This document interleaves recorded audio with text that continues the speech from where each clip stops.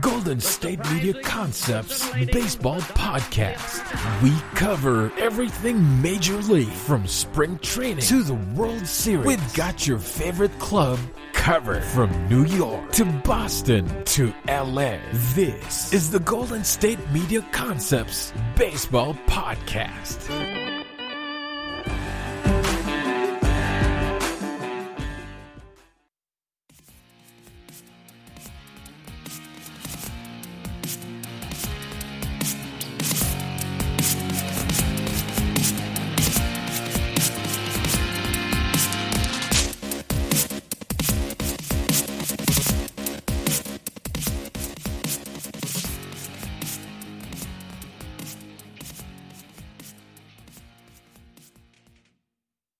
All right, thank you all for listening to the GSMC Baseball Podcast, brought to you by the GSMC Podcast Network. I am your host, Evan Worley. Happy Friday to everybody. Hope you all had a great week. I am here. It is Thursday, October 22nd. I think we're free when it comes to the World Series games today. I didn't actually check that. Do we have a game today, or is it technically an off day? Let's go to ESPN. Probably should have checked this before this started, but hey, you know, we go through it how we go through it. Yeah, Tuesday, day off. So currently we are tied 1-1 in the World Series. As you all know, we have a game. When you're all listening to this, this should be out on Friday the 23rd. There is a game tonight. We got Walker Buehler versus Charlie Morton. What a great pitching matchup.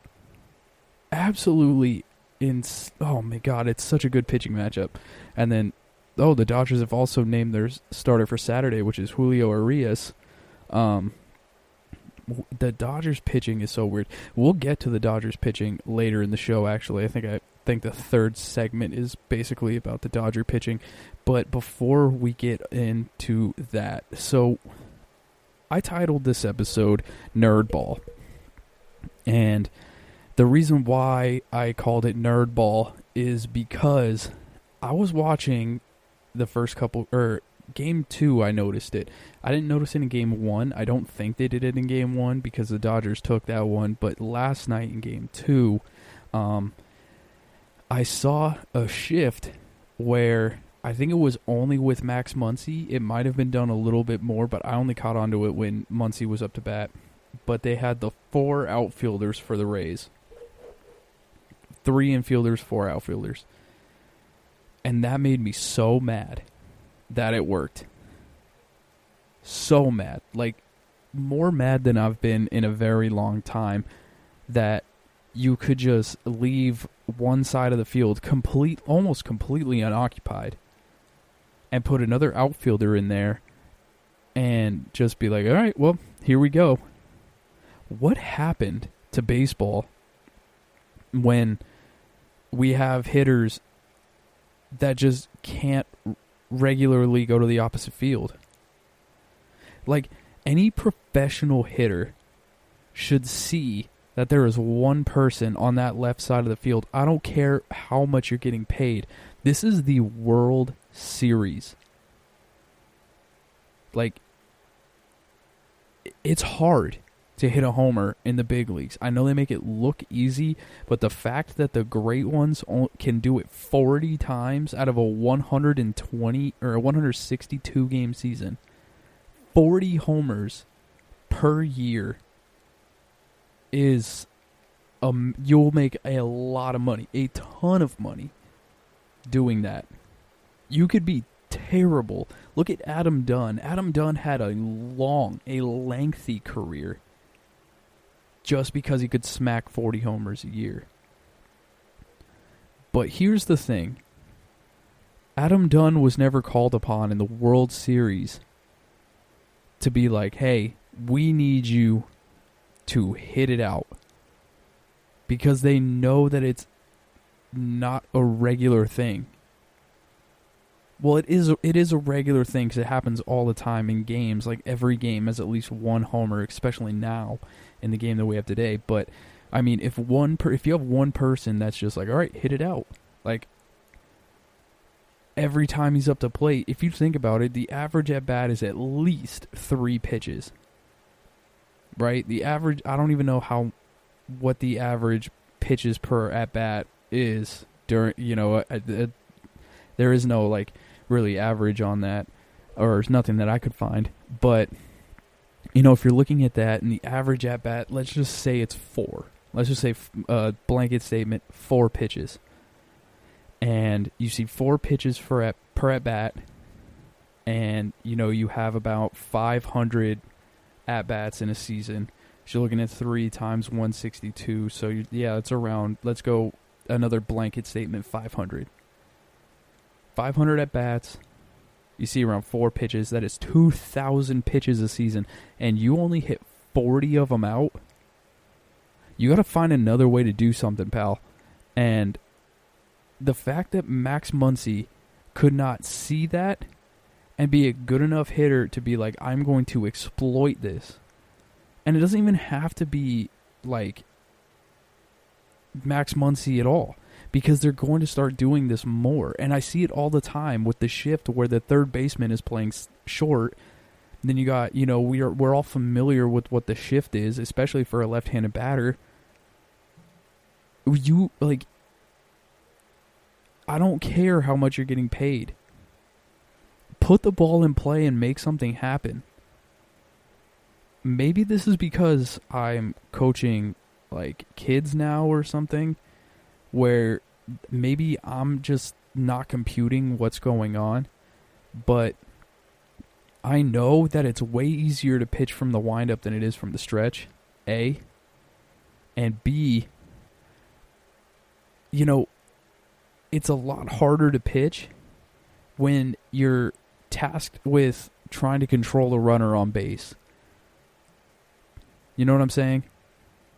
And the fact that none of these guys, there was one play where people laughed because they were in the shift and Robinson Cano got a double on a bunt down the line. Robinson Cano got a bunt down the line for a double in the shift and nobody does it. You would rather get a single driving the ball to the warning track than push bunting down the third base line and getting an extra base hit. I don't get it. I don't understand where the game has gone. Like Muncy, any left-handed batter, anybody facing the shift in general, push bunt, put the ball in play, and make them worry about you more than just, oh, hey, let me pitch him inside or throw him something off-speed outside to get him to roll over. It doesn't make any sense to me. And the fact that the Rays can trot out 4 outfielders, have only 3 infielders, and it works, just absolutely frustrates me. Someone's not doing their job. It's getting to the point where, I've studied baseball for around 20 years. I'm 25. I started playing when I was 4, and it's really all I've ever really cared about up until even to this point. I've read many books about it. My goal is to work somewhere in baseball in a front office or in the just anything where I can put my foot in to the door and make it known that I can make a change in baseball. I want to do it, and I know that I'm studying my butt off so I can, when I get those opportunities, I can capitalize on it. But man, I've never felt more out of touch with this in my life. It's honestly lazy. It seems so lazy to me. There's no way that a guy in the major leagues should not be able to look at the side of the field wide open, even on a middle inside pitch, let the ball get deep, and just slap it to the opposite side through the hole for a single. It's just like basketball, where when you're playing basketball, the whole goal to start the game is you have to attack the rim, really get a lot of your points in the paint, which is why you see a lot of layups and post-ups, or at least earlier. You don't really see post-ups nowadays, but you see a lot of pick and rolls for someone to attack the basket earlier in the game, because the game's centered around 3-point shooting. So you have to attack the basket to suck in the defense for the help D, so you don't get easy layups, and then that opens the 3-point shooting. Right? Everybody who watches basketball, that's not new to them. So what's the difference in baseball? Like, what's so different about it? They're shifting you to the left. You're a pull-heavy guy. Keep bunting the ball for doubles so they don't play you in the shift anymore. They go back to their regular depth to stop you from bunting doubles, and then you get to rip a double in the gap, and it opens everything up for you to be, the pull hitter that you are. You can get more base hits. You'll raise your batting average just because you're not playing the nerd game. You're playing the smart game. Nerd game is going with computers going like da da da da da da da da da. This automatically works without having a feel for the game. Nerdball is going, I'm paid to hit homers, I'm hitting homers. Not, oh hey, I see an entire side of the field open, I'm going to do the smart move and just get on base and see what happens. It doesn't make sense to me. It makes me so angry, but we're going to move on from that because there's some other news in sports and I will get too angry about that. So, moving on, there's been a little bit of a shakeup with the purchase of the New York Mets, and it looks like the owner of the Bulls and White Sox, Jerry Reinsdorf, who was made famous during The Last Dance, if anybody watched that, which I'm sure it was everyone. He is really going hard trying to block Steve Cohen's purchase of the Mets. So it looks like Steve Cohen, it hasn't gone through. He's gone through every single aspect of buying a team.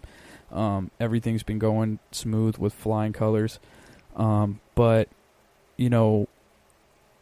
there are some people who have been, really opposed to to Steve Cohen buying the Mets, and it actually looks like Alex Rodriguez is the head.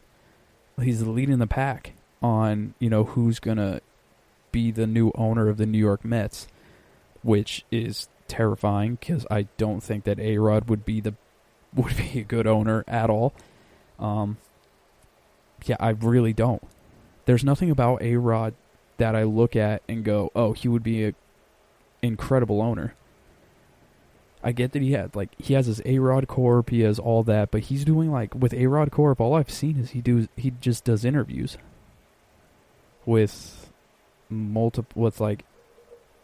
athletes from various sports and maybe some tech guys. But I haven't seen anything where or at least he hasn't expressed anything to show me that he would be a great owner in baseball. Is he doing this because Jeter owns the Marlins? If you think about it, the whole A-Rod Jeter thing has been going back very long. They were friends in the early parts of their career in, with the Yanks and the Mariners. And then, the Texas Rangers came around. A-Rod started to blow up even more. Jeter was already the man. And then, when he went to New York, it got soured. But I don't remember how it really got soured. All I know is that A-Rod and Jeter, they were really good friends. And then once they teamed up, they bottomed out. I'm sure there's a book about that. But if there is, let me know. I would love to read it. But I think that Jeter owns the Marlins and turned that team around so fast to the point where, 2 years after trading Giancarlo Stanton, who's been hurt for all of those years, and they're in the playoffs with, one of the best, young cores you have in the game. and honestly did some damage. They did some real damage in the playoffs this year. But you know what I'm saying? So maybe he's doing it like that. And one thing that Reinsdorf has expressed that was the reason why, he's opposed to Cohen's purchase of the New York Mets was because he's not exactly a fan of the things that might push up player salaries. So apparently Cohen is going to be looking to do some things that will make the league more money to push up the salaries of the players. And it makes sense that Reinsdorf would look at it that way, because Reinsdorf and Alex Anthopoulos of the Braves, I know I talk about the Braves all the time, but, they've done, I can't say it's a good job. It is a good job for a business, because he locked up Luis Robert for, I think it was 8 years, $64 million, or 6 years, like $60 million or something like that. Last year when he was in the minor leagues, you had, I think, Eloy Jimenez inked a long-term deal before he got to the major leagues. Ronald Acuña's got the 10 for 100. Ozzie Albies had the 5 for 35 or 7 for 35, whatever it was. So what these guys are doing is they're signing these guys in AAA and AA to long-term deals just so they can get the max, bang for your buck type of thing before they really solidify themselves as some of the best in the game. And Jerry Reinsdorf obviously does not want to change that, because he's, has his ways of doing things. Now he could be taking advantage of the international signing and all that stuff, but I mean, as a business, it's capitalism. For you to run a successful business, you have to take advantage of somebody. And that's just how it works. It works in corporate life, it works in everyday life, and it works in the MLB. It is what it is. And so I could see why he's trying to oppose that, but it looks like Steve Cohen is going to be the GM or the owner of the New York Mets. It's down to either him or Alex Rodriguez. All right, everybody, I'm going to be taking my first break, and I will be right back to talk about fans in the stands. I will be back in one moment. This is your ultimate stop for everything sports. The Golden State Media Concepts Sports Podcast. Should I say more? From the NFL, MLB, the NBA to MMA, it's all in here. The Golden State Media Concepts Sports Podcast. Listen now.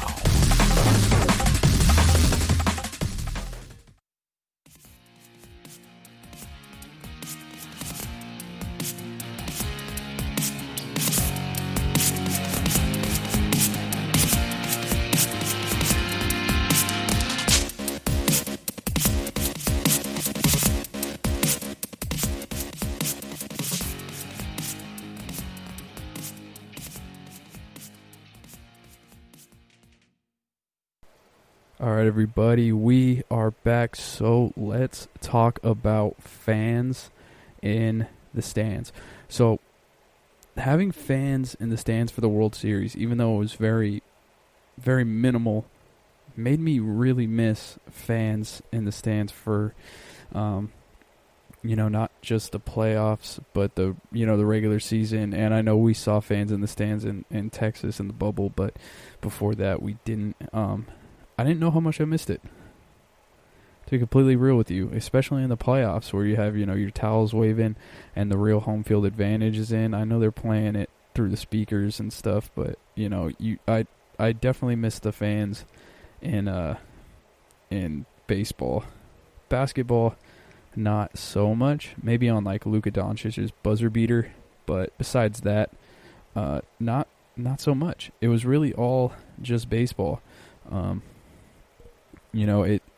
I didn't realize how, weird the playoffs would be without it, especially because this year, like, baseball's just been so much fun.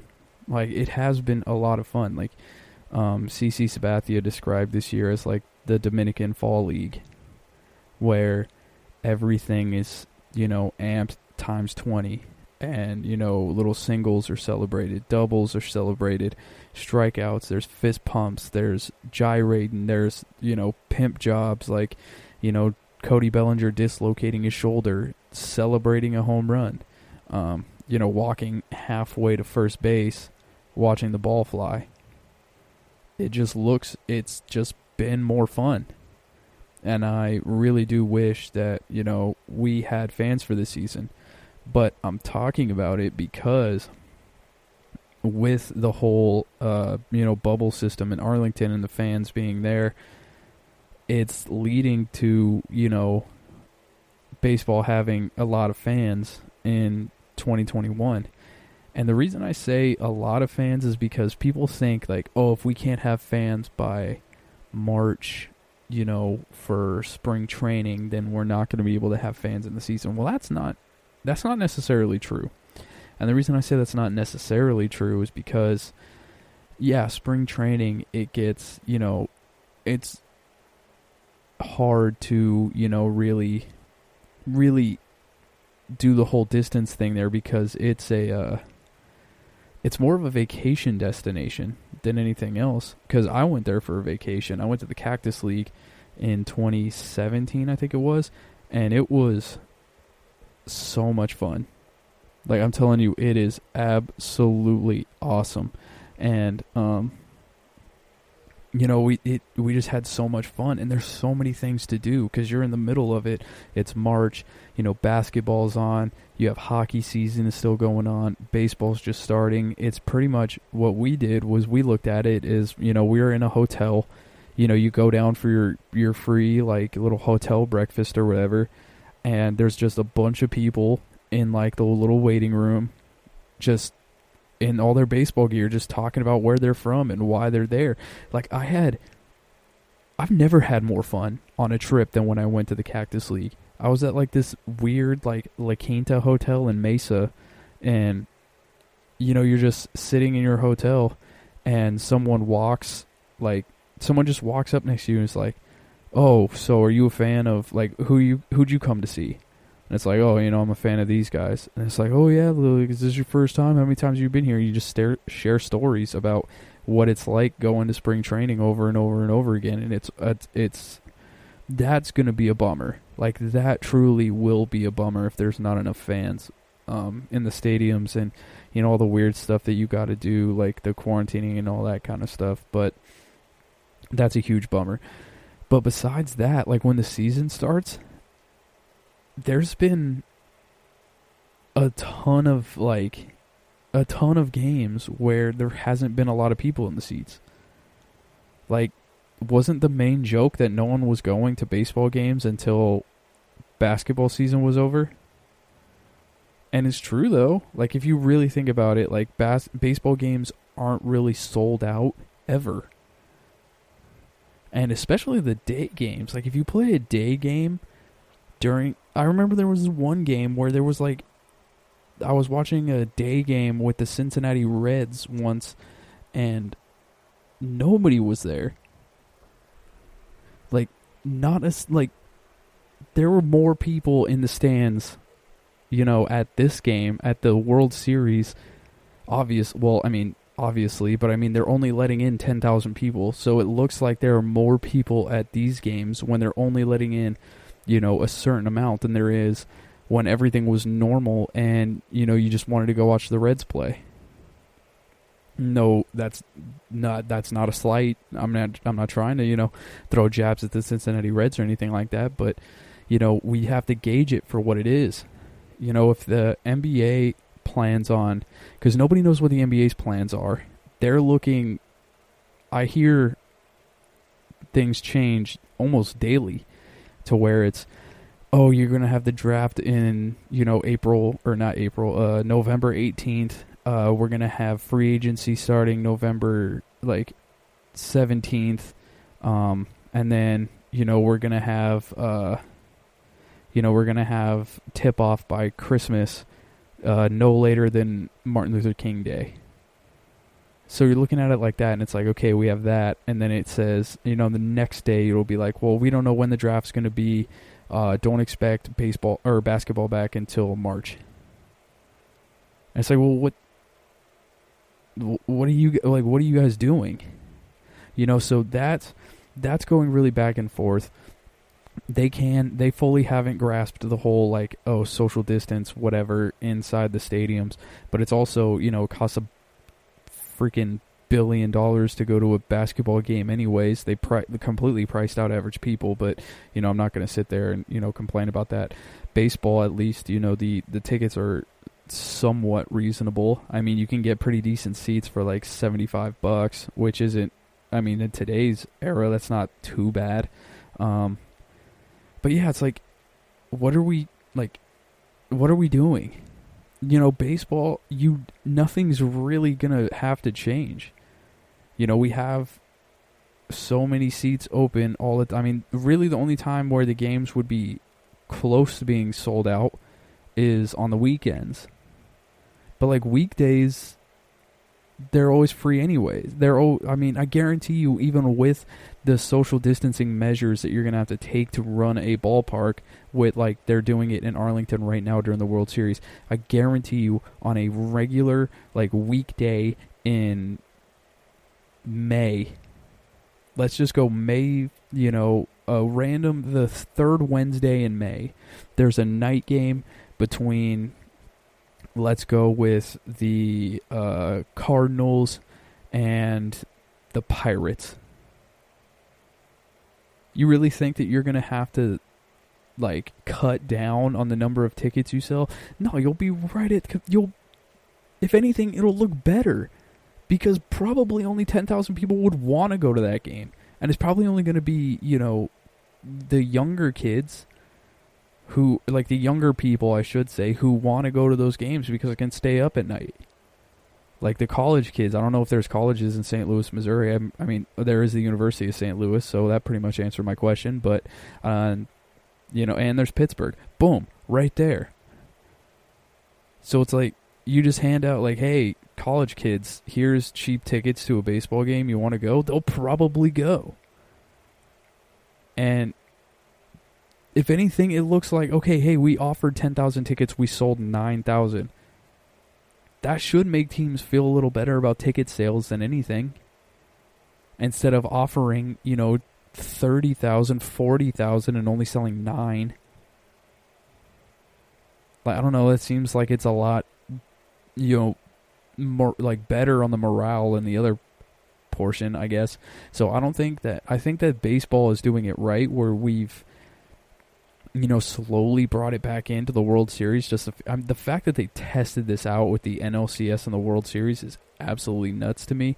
But they've done it well to the point where I think we can roll it over into next season. They'll pretty much just have to manage spring training and see what's going on in spring training.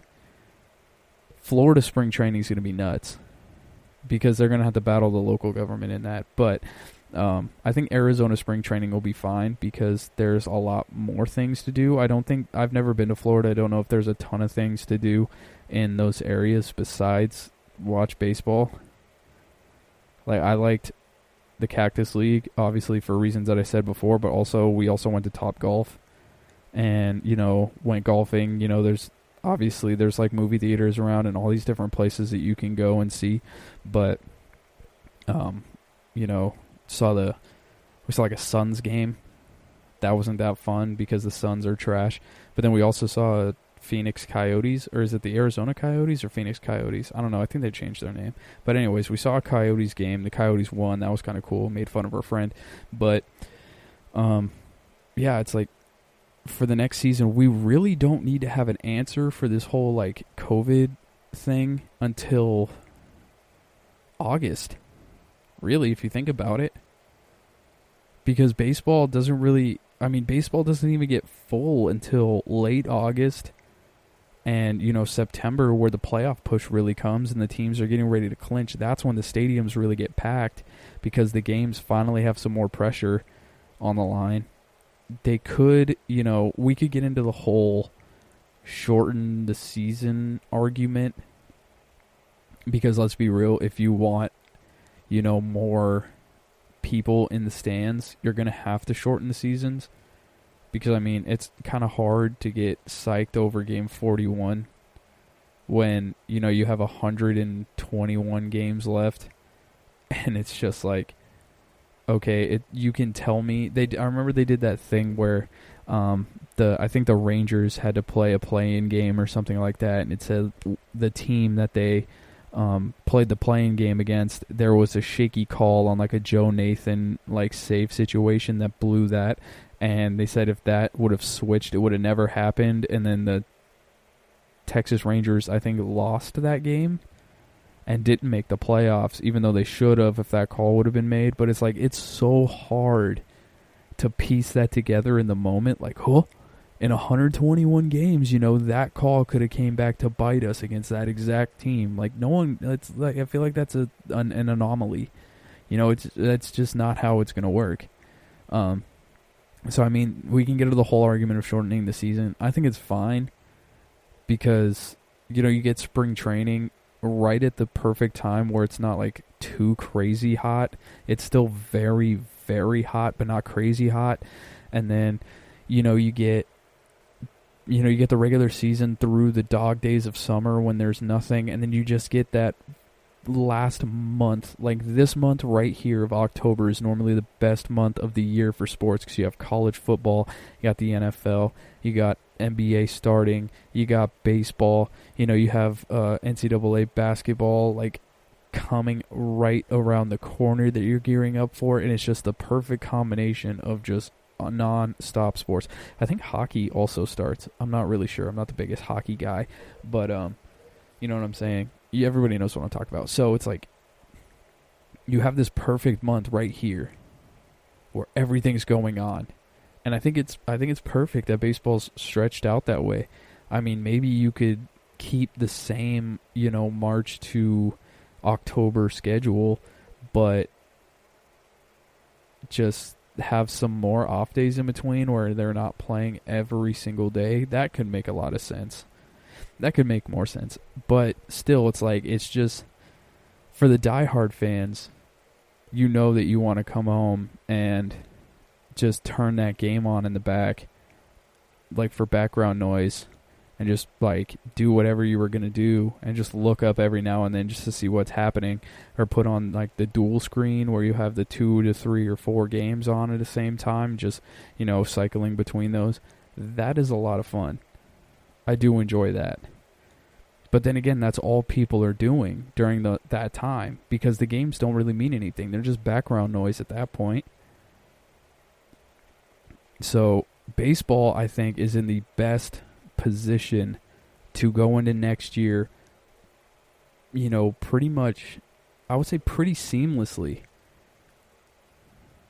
in that aspect. And like the whole, like, how do we get fans in the stadium? They're going to make it a lot more difficult than it needs to be because that's just the MLB's MO.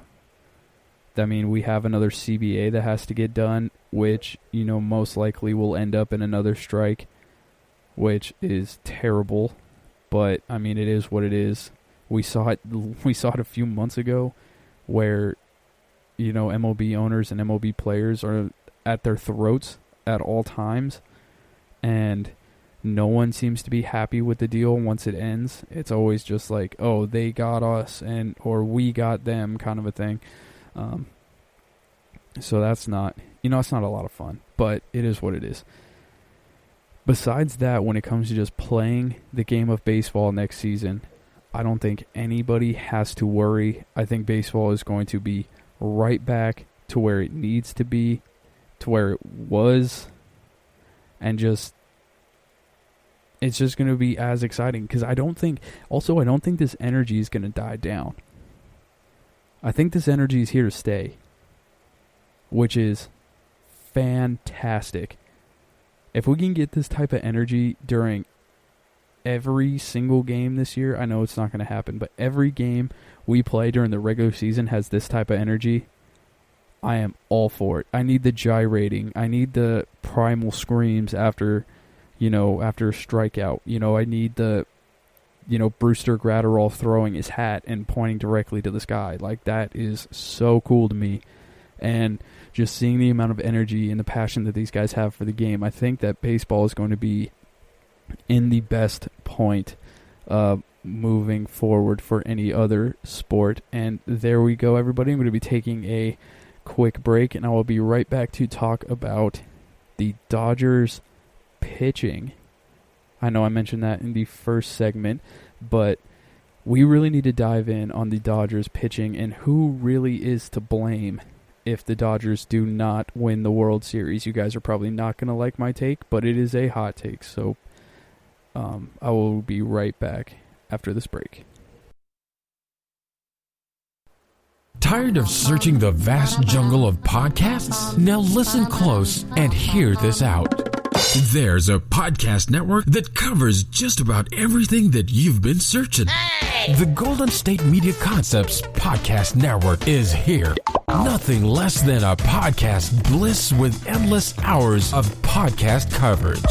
From news, sports, music, fashion, cooking, entertainment, fantasy, football, and so much more. So stop lurking around and go straight out to the Golden State Media Concepts Podcast Network.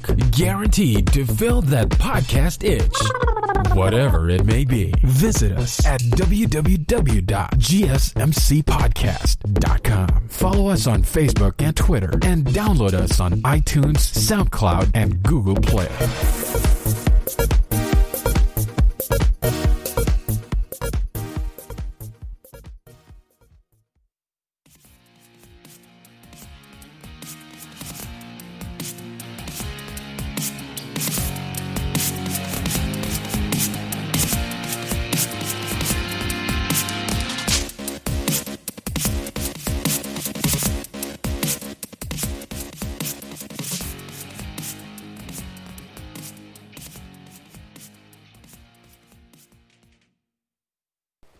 Let's talk Dodgers pitching. So, Game 3 tonight, if this is out on Friday, it most likely should be. Game 3, Walker Buehler is the starter. We just had, who was it? Yesterday it was Gonsolin, Tony Gonsolin, and then it was kind of like a bullpen day where, Gonsolin comes in for a little bit, and then, the bullpen takes over. It took over in around the third inning, I think. And then you had Clayton Kershaw in Game 1. So they're right around how they normally are. But here's the thing that I don't like. Saturday, Julio Urias, who has not really been a starter consistently throughout his career. He's been fluctuating between starting pitching and the bullpen and all that kind of stuff. He closed out the LCS, and now he's starting, and I just don't know what's going on here. You had Walker Buehler and Kershaw. They've started 8 of the last 14 postseason games.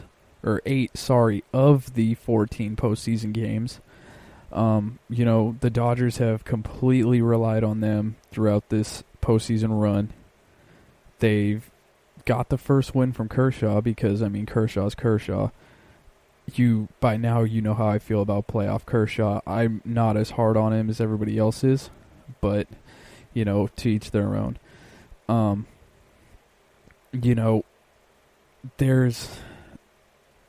There's a bit of error with the blueprint that the Dodgers have to use for this postseason.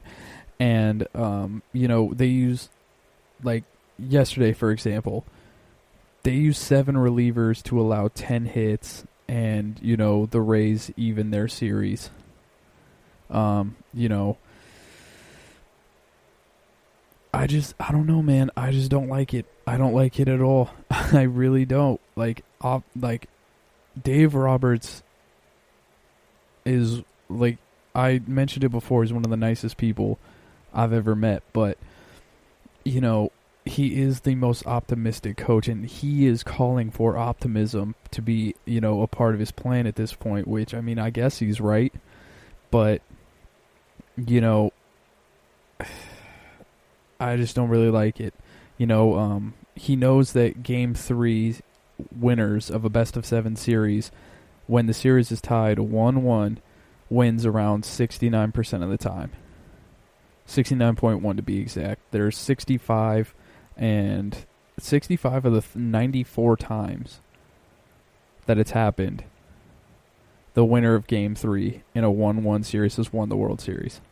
So that's why he's going with Walker Buehler right now, to really take control of the series away from the Tampa Bay Rays.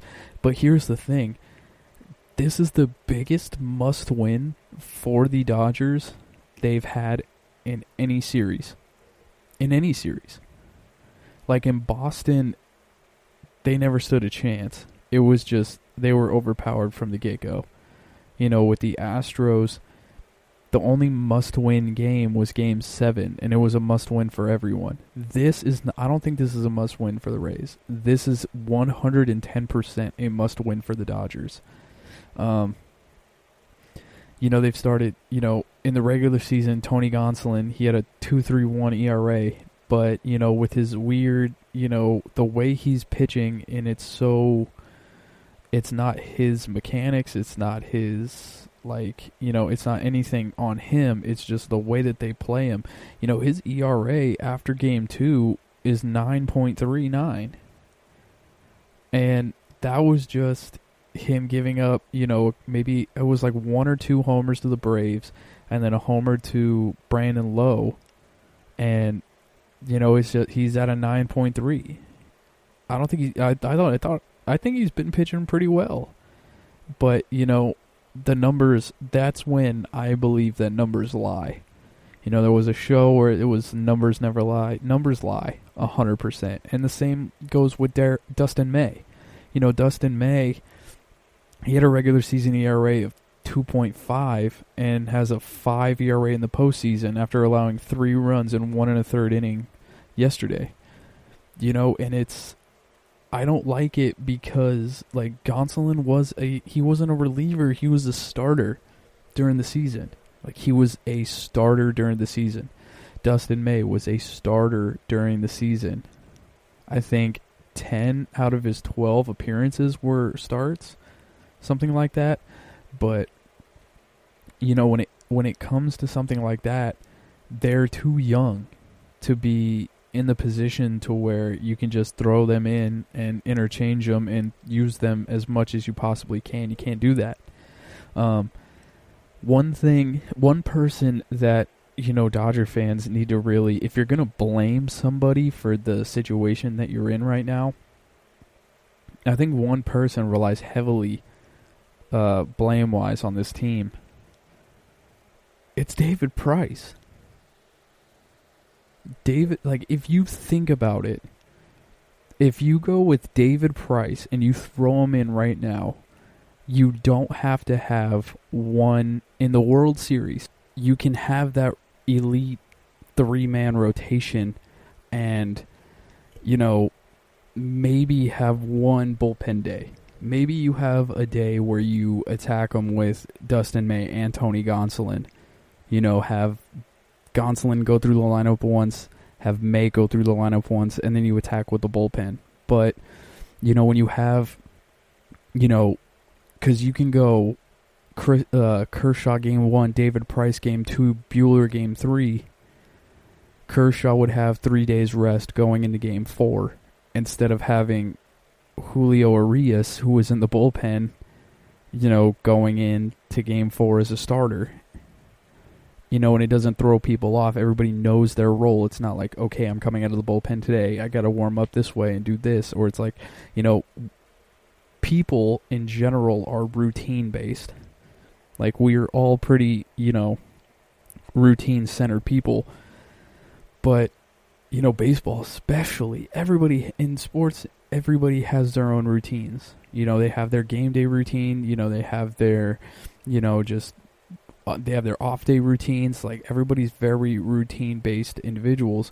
And, when you don't know where you're going to play or what you're going to do, you'll warm up differently. You go about your day differently. You do your off days different than your normal days. And when you're on the mound, as a starter, you got to know and you got to do something a certain way. And, I think that's a lot of people look at that as like figure it out. Like you're a pro. Like this is what you're supposed to do. You're supposed to be ready at all times. But even then, it's like, you don't really get that. You don't really get that all the time.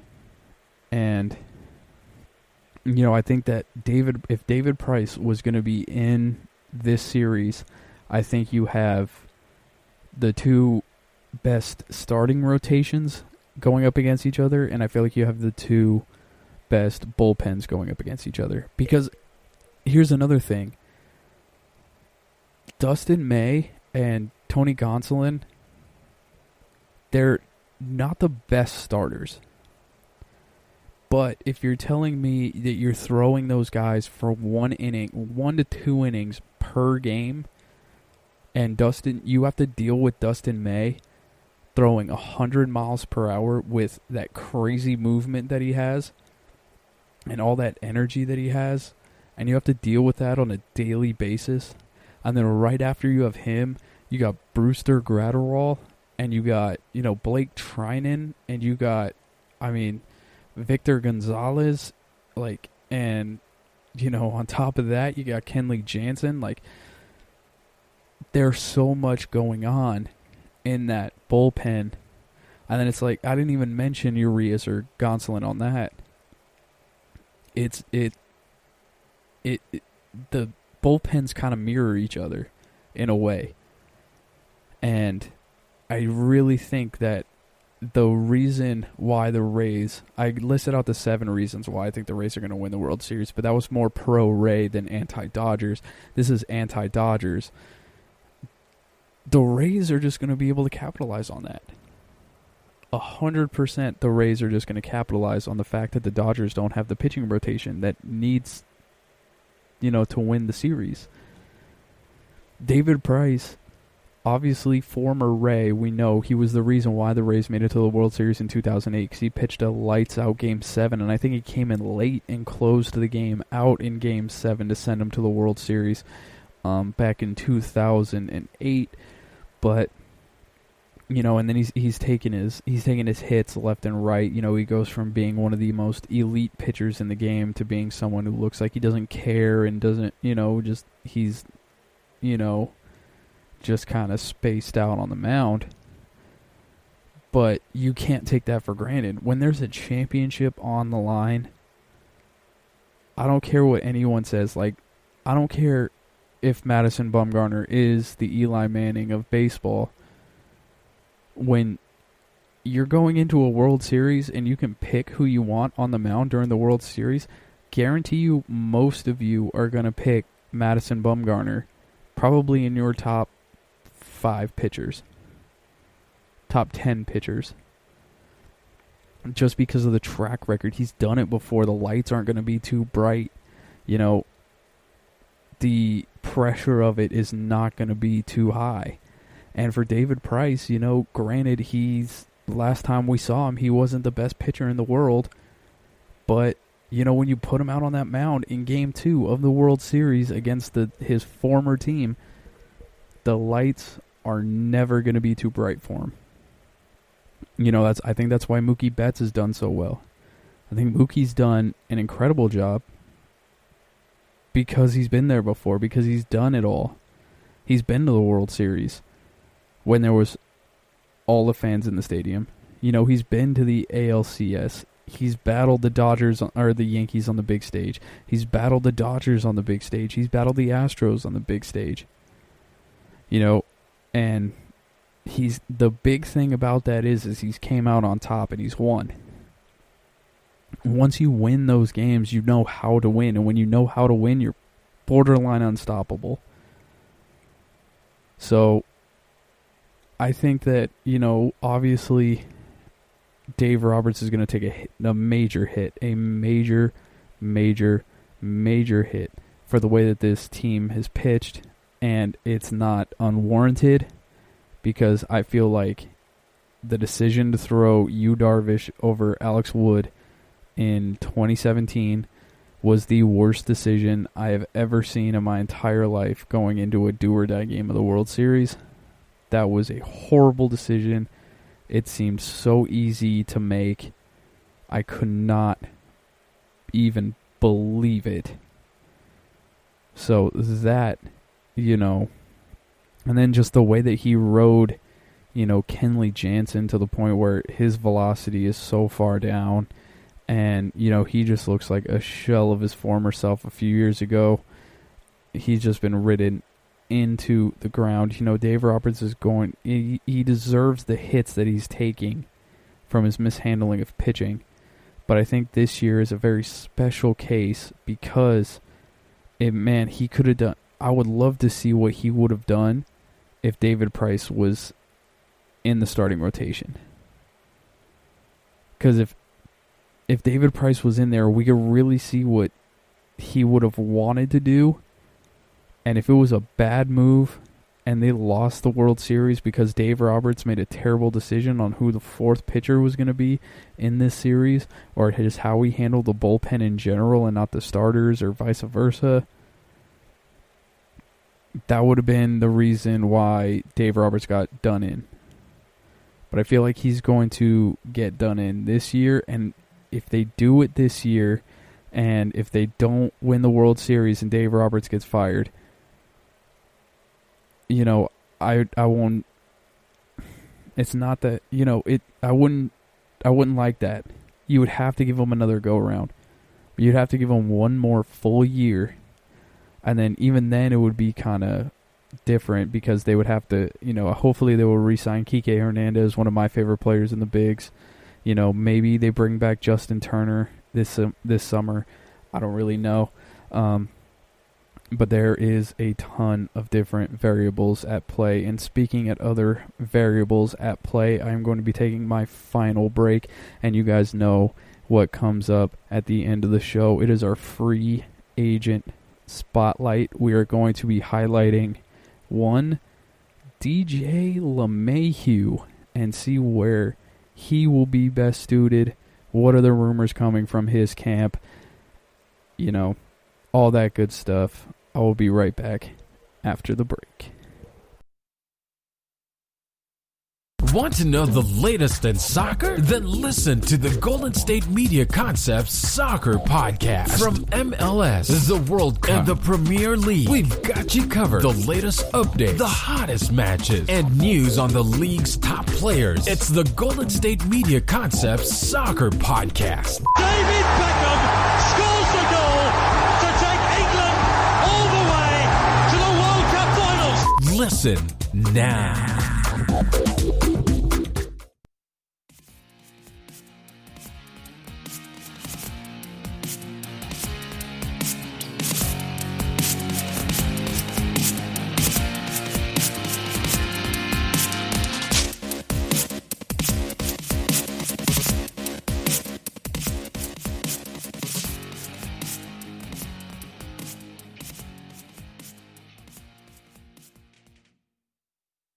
Alrighty, everybody, let's finish this show out strong. So, last episode we looked at George Springer.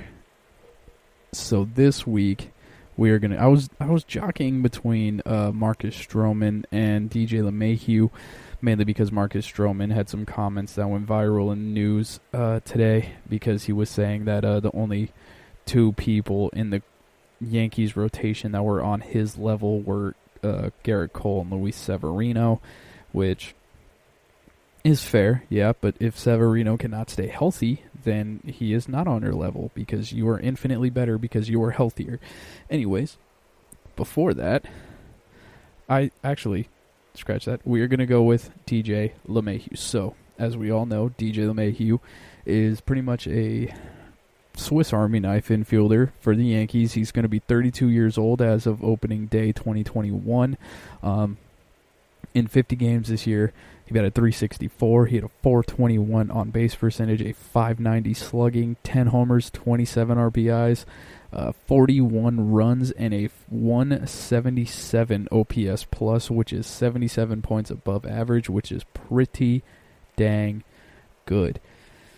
So a little backstory on DJ LeMahieu. So, he was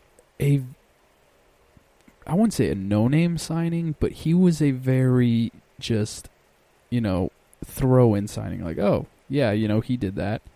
He signed with the Yankees. That's cool, I guess. And then, since then he signed that 2-year deal.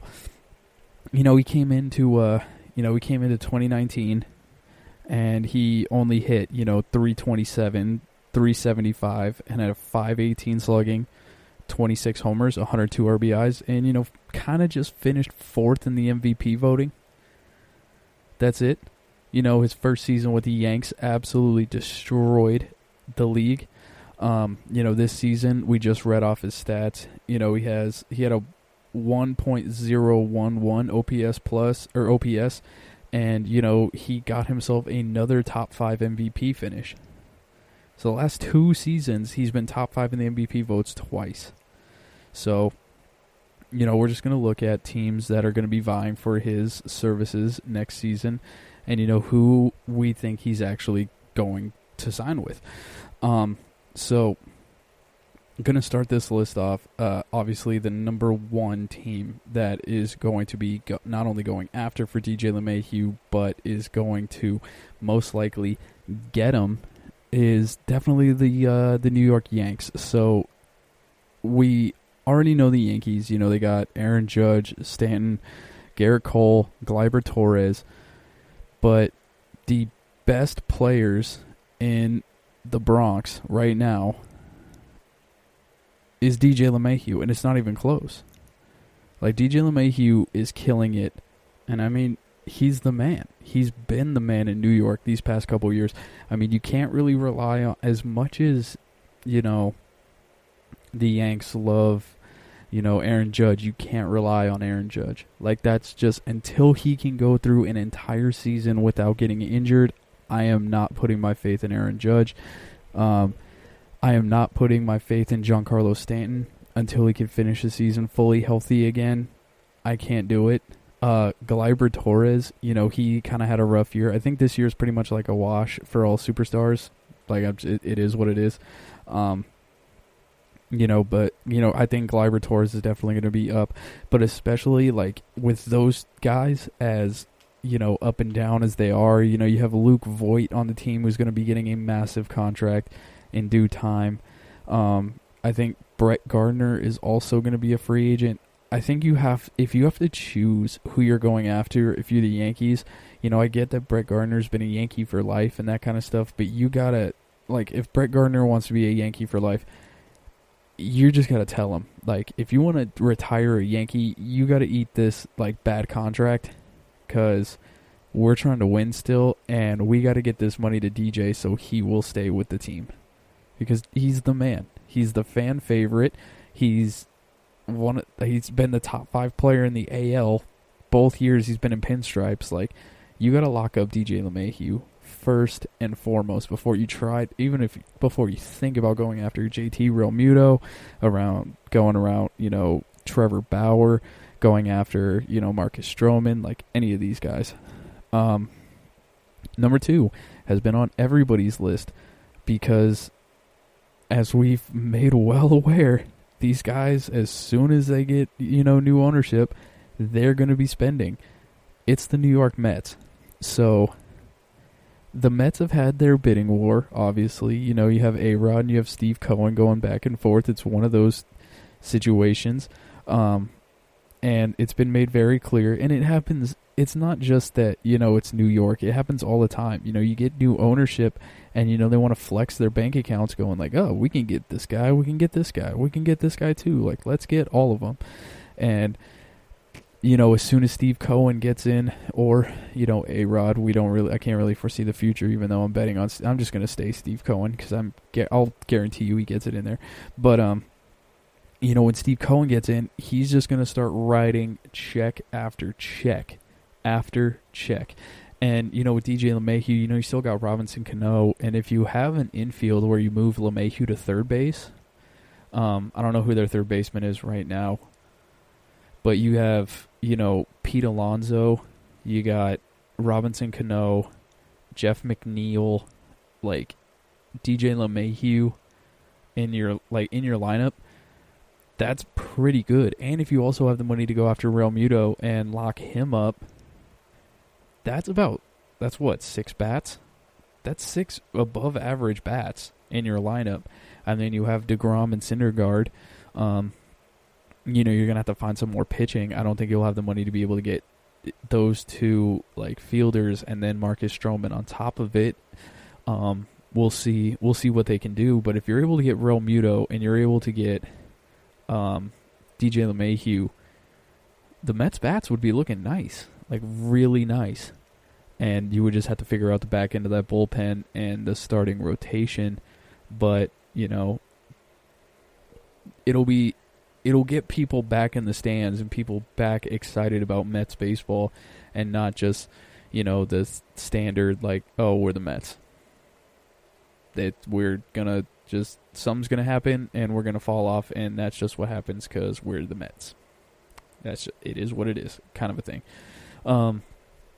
Number 3 on the list is his former team, the Colorado Rockies. So a lot of pinstripes on this list, come to think about it. But DJ LeMahieu, we know, played 7 seasons with the Rockies. So, moving back to Denver would be like a comfort type thing.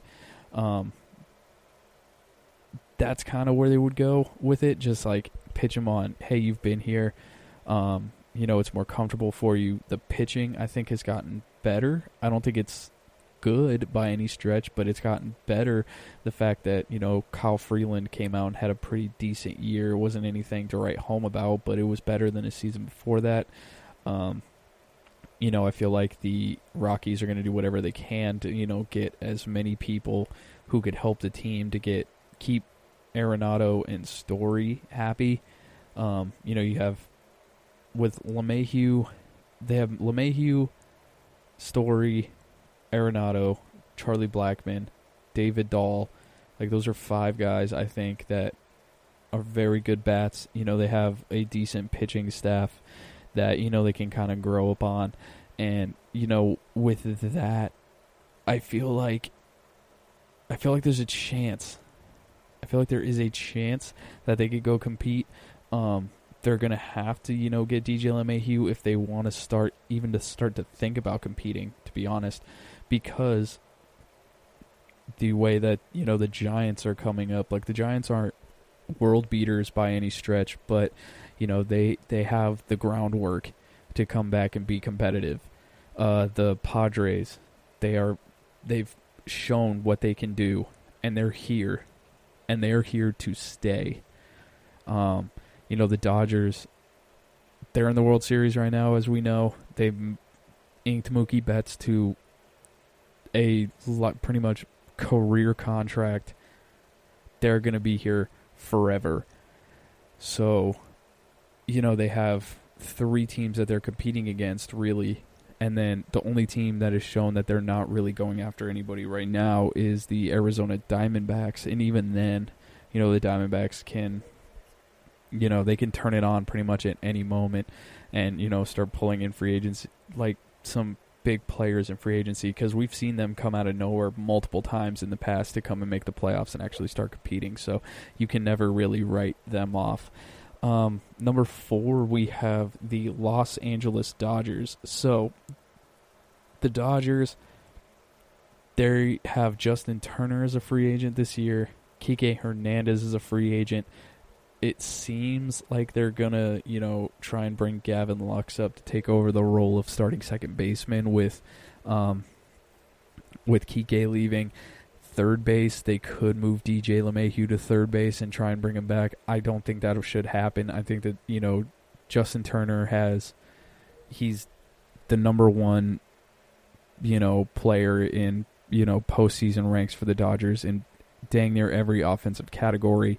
If he still wants to play, I feel like just out of respect, like, you just keep that going. I get that DJ LeMahieu's better, offensively during the season, but, when the postseason comes around, Justin Turner has been an above average third baseman for him, and, he's the best in franchise history. Like, call a spade here. If you look at all the numbers, he is the best in franchise history. Keep him around. I don't see LeMahieu going there. And then one team that is kind of a sleeper team that I could see him going to is the St. Louis Cardinals. So, the Cardinals, they have Colton Wong under contract he has a $12.5 million team option. Matt Carpenter, he's struggled, for the past couple years. So there's two spots, first base and second base, where where DJ LeMahieu can come in and, really fill a hole. Freeing up that $12.5 million is going to be great for, to pitch DJ LeMahieu. The Cardinals, they aren't really, the team to go after the big free agent, but it happens all the time. They've been known to be kind of like a homegrown type team and then just go out and get the one guy to push them over the top. Kind of happened with Matt Holliday. Granted, they got him in a trade, but, they really had a bunch of homegrown guys. They outsourced for one dude and, brought him right back in to World Series contention. Happened with Marcell Ozuna. Ozuna with the Marlins, traded him to St. Louis. They had a bunch of homegrown type of guys. And, voila, there's magic there at the NLCS. What was it, last year? I think it was last year. Yeah, it was last year in the NLCS. That's just what the Cardinals do. So history could repeat itself, but instead of a giant left fielder who hits homers, it could be, a borderline first base, second base hybrid type of guy. Just for comparison, that's what we do in sports. We compare everything to just everything. You could expect a Josh Donaldson type of deal. Josh Donaldson, he got like a 4-year, $92 million contract. If the Twins pick up his option, it'll be worth around $100 million in 2024. So, I would expect kind of the same thing, especially with him being 32. I don't expect to see like an 8-year deal. I would say around 4 with like a 5-year. 5th-year option would probably be the best move for DJ LeMahieu, and it'll most likely come from the Yankees. And if not the Yankees, I feel like the Mets will come in and, really swoop down and steal him away. All right, everybody, that is our show. I will be back on Tuesday with a brand new episode. Enjoy your week. Enjoy your families, and to be sure to enjoy the World Series. You can follow me on Instagram at EvanWorley23. Play me in Tap Baseball if you're bored. The nickname is EvanWorley23. And I would like to thank you all for listening to the GSMC Baseball Podcast, brought to you by the GSMC Podcast Network. I would like to ask you to please remember to subscribe to the show and write a nice review. Really helps us out. And also, if you can follow us on Instagram, Twitter, and Facebook. Thank you all, and have a great weekend. You've been listening to the Golden State Media Concepts Baseball Podcast, part of the Golden State Media Concepts Podcast Network. You can find this show and others like it at www.gsmcpodcast.com. Download our podcast on iTunes, Stitcher, SoundCloud, and Google Play. Just type in GSMC to find all the shows from the Golden State Media Concepts Podcast Network, from movies to music, from sports to entertainment, and even weird news. You can also follow us on Twitter and on Facebook. Thank you, and we hope you have enjoyed today's program.